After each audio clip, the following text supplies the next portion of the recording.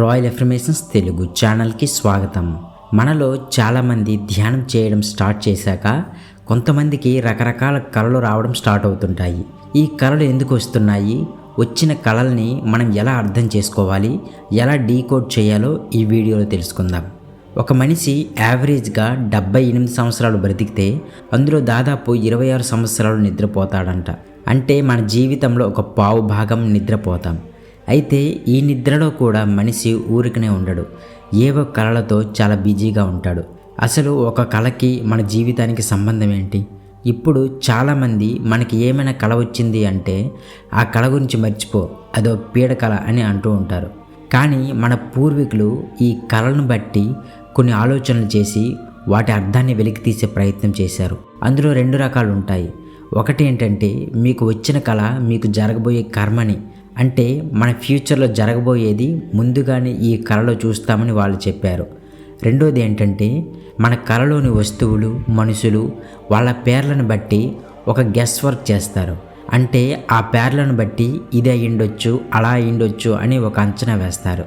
పూర్వం రాజులకి ఏమైనా కళ వస్తే ఆ కళలోని పేర్లని, వస్తువుల్ని అన్నింటినీ తెలుసుకుని ఒక అంచనా వేసి రాజుకి కీడు జరుగుతుందా, మేలు జరుగుతుందా, వచ్చే యుద్ధంలో ఓడిపోతాడా, గెలుస్తాడా అని ముందే చెప్పేసేవారు. అంత పాతకాలం కూడా వెళ్ళాల్సిన అవసరం లేదు. మనం న్యూస్లో చూస్తూ ఉంటాం, ఒక మనిషికి ఏదో ఒక కళ వచ్చింది, అది తీసుకువెళ్ళి ఒక స్వామీజీకి చెప్పాడు. అప్పుడు ఓ ప్రదేశంలో తన పూర్వీకులు దాచిన గుప్త నిధులు ఉన్నాయి అని ఆ స్వామీజీ తనకు చెప్తాడు. అంతే, ఆ ప్రదేశం మొత్తం తవ్విన కథనాలు మనం చూసే ఉన్నాం. ఇలాంటి టెక్నిక్స్లో ఉండే ప్రాబ్లం ఏమిటంటే అతని అంచనా తప్పు అయితే ఆ కళ మొత్తం వేస్ట్ అయినట్లే. ప్రతి కళకి ఒక అర్థం ఉంటుంది. మనకి వచ్చే ప్రతి కళ మన సైక్కి కనెక్ట్ అవుతాయని హ్యూమన్ సైక్, అంటే మన భాషలో సబ్కాన్షియస్ మైండ్ చెబుతుంది. ఈ హ్యూమన్ సైక్లో గుర్తించుకోని జ్ఞాపకాలు, మనం మర్చిపోయిన మనుషులు, మనం తెలియకుండా ఇష్టపడే వ్యక్తులు, మనం బయటకు చెప్పుకోని మనలోని నెగిటివిటీస్, పాజిటివిటీస్, ఇవన్నీ మన సైక్లో జాగ్రత్తగా ఉంటాయి. మనకు వచ్చే మ్యాక్సిమం కళలన్నీ మన కోరికలను తీర్చే విధంగా, మన సైక్కి సాటిస్ఫై చేసే విధంగానే ఉంటాయి. ఉదాహరణకి ఎవరైనా మనల్ని తప్పు చేశారు అని తిడితే తరువాత వచ్చే కళలు మనం ఏం తప్పు చేయలేదో అన్నట్టు వస్తుంది. అంటే ఇక్కడ మీకు వచ్చే కళ మీరు ఏం తప్పు చేయలేదు అని మీకు చెప్తుంది. అంటే మీ సైక్కి సాటిస్ఫై చేసే విధంగా ఆ కళలు ఉంటాయి. మనకు వచ్చే కళలు మన కోరికలకు అనుగుణంగానే వస్తాయి అని ఇప్పుడు మనం తెలుసుకున్నాం. కానీ కొన్ని కళలు అసలు ఏ అర్థం ఉండదు అన్నట్లుంటాయి. ఒక మహిళ తన కళలో తన చిన్న తమ్ముడు చనిపోయినట్లు, అంత్యక్రియలు జరుగుతున్నట్లు ఆవిడ కలగనింది. ఆ అంత్యక్రియలకి అందరూ వచ్చారని, ఒక ప్రొఫెసర్ కూడా వచ్చారని ఒక ఎక్స్పర్ట్కి ఆమె చెప్పింది. ఇదంతా చెప్పాక అసలు నా తమ్ముడంటే నాకు చాలా ఇష్టం, అలాంటి నా తమ్ముడు చనిపోయాడని ఎలా కలగన్నాను అని ఎక్స్పర్ట్కి అడిగింది. తరువాత ఆ నిపుణుడు ఈ కళని ఎలా వివరించారంటే ఆ కళలో జరిగిన అంత్యక్రియలకి వచ్చిన వారందరిలో ఒక ప్రొఫెసర్ ఉన్నాడు. ఆ ప్రొఫెసర్ అంటే ఆ మహిళకి ఇష్టం అని ఆయన తెలుసుకున్నారు. కానీ కొంతకాలంగా ఆ ప్రొఫెసర్ ఈ మహిళ ఇంటికి రావడం తగ్గించేశారు. అంటే ఎవరైనా ముఖ్యమైన వ్యక్తి చనిపోతే గాని ఆ ప్రొఫెసర్ రాడు అని తనకి ఈ కళ ద్వారా అది జరిగి ప్రొఫెసర్ ఇంటికి వచ్చినట్లు ఆ మహిళ సైక్కి సాటిస్ఫై చేసింది. అంటే ఏదైనా పెద్ద ఘటన జరిగితే గాని ఆ ప్రొఫెసర్ రాడు, కాబట్టి తనకి ఇష్టమైన వారు చనిపోయినట్లు తనకి కళ వచ్చింది. కానీ దేనికి వాళ్ళ తమ్ముడు చనిపోయాడు, అంత్యక్రియలు జరగడం ఇవన్నీ ఎందుకు అంటే ఆ అమ్మాయికి ప్రొఫెసర్ మీద ఉన్న ఇష్టాన్ని బయటకు చెప్పడం అమ్మాయికి ఇష్టం లేదు. దీంతో తన సైక్ని సాటిస్ఫై చేయడానికి అంత్యక్రియలు ఇవన్నీ ఆ కళలో యాడ్ అయ్యాయి. డైరెక్ట్గా ఆ ప్రొఫెసర్ అంటే ఇష్టం అని చెప్పకుండా అలాగే తనకి ఎప్పటి నుంచో కనిపించిన ప్రొఫెసర్ని చూపించే విధంగా ఆ కళ అనేది ఒక సెన్సార్ అయిందని ఆ నిపుణుడు చెప్పారు. ఇంకా మనకు వచ్చే కళలు, మనం ఒప్పుకోని విషయాలు ఏవైనా ఉంటే వాటిని కళలో చూపించి మనల్ని తక్కువ అంచనా వేయకుండా ఆ కళలని నీట్గా మన సైక్కి తగ్గట్టుగా సెన్సార్ చేస్తుంది. మొత్తానికి మనకొచ్చే కళలన్నీ సరిగ్గా అర్థం చేసుకుంటే అవి మనల్ని సాటిస్ఫై చేయడానికి అని అర్థమవుతుంది. కానీ కళల్ని అర్థం చేసుకోవడం అంటే ఒక కళ, దాన్ని అర్థం చేసుకోవడం అంత ఈజీ కాదు. ఎందుకంటే కొన్ని కళలు కాంప్లికేటెడ్గా ఉంటాయి, వాటిని వివరించడం చాలా కష్టం. ఆ కళలకి కారణం నిన్న జరిగిన ఇన్సిడెంట్ అవ్వచ్చు, లేదా సంవత్సరాల క్రిందట జరిగిన ఇన్సిడెంట్ అవ్వచ్చు. ఎప్పుడు 5 ఏళ్ల కిందట ఆకర్షణీయంగా కనిపించిన ఒక వ్యక్తి మన కళలోకి ఈరోజే రావచ్చు. లేకపోతే మనం మాట్లాడిన వ్యక్తి పేరు నాగార్జున అయితే అతని పేరులోని నాగిని బట్టి ఒక పాము అనేది మన కలలోకి రావచ్చు. ఇలా ఒక కలలో కనబడే ప్రతి వ్యక్తి, ప్రతి పరిష్కారానికి ఒక కనెక్షన్ అనేది ఉంటుంది. వాటి యొక్క సోర్సెస్ ఎన్నో చోట్ల నుంచి కనెక్ట్ అవుతాయి. అలాగే మనకు వచ్చే కళలు చాలా వరకు మన చిన్ననాటి జ్ఞాపకాల మీద ఆధారపడి ఉంటాయి.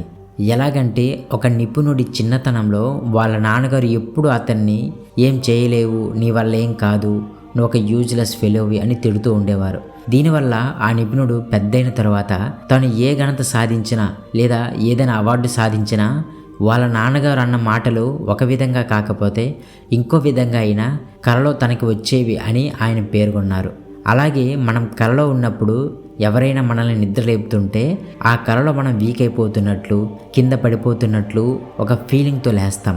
లేదా ఎవరో మనల్ని తోసేసినట్టు ఉలిక్కిపడి లేస్తాం. మనం ఎక్కడికైనా వెళ్తున్నప్పుడు బస్సులో కానీ ట్రైన్లో కానీ ఒక ఆలోచనలో ఉంటాం. మన స్టేషన్ రాగానే ఆలోచన పక్కన పెట్టేసి బస్సు దిగిపోతాం.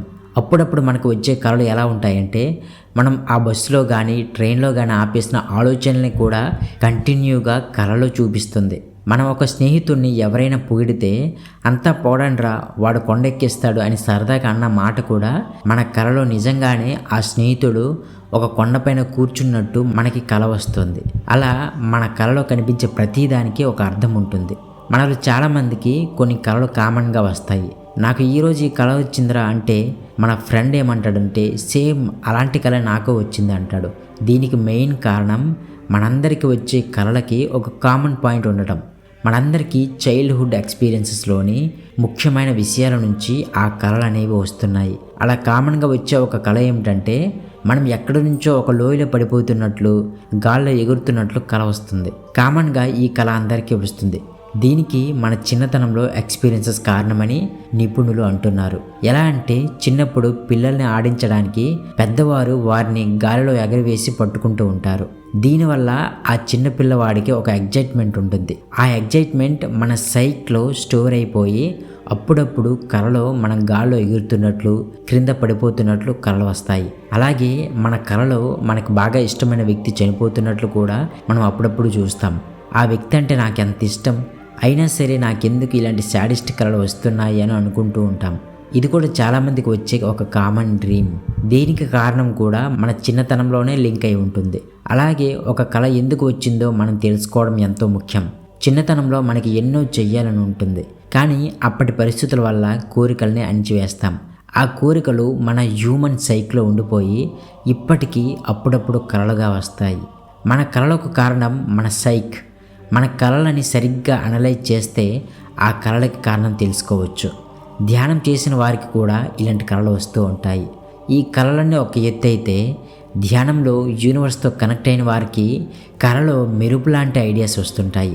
అవి మామూలు ఐడియాస్ కావు, మామూలు కళలు కావు, తీసి పారేసే కళలు కావు. అవి మీరు ప్రస్తుతం ఎదురు చూస్తున్న పరిష్కారాలను మోసుకొని వస్తుండే కళలు. కాబట్టి గమనించండి, వాటిని అర్థం చేసుకోండి.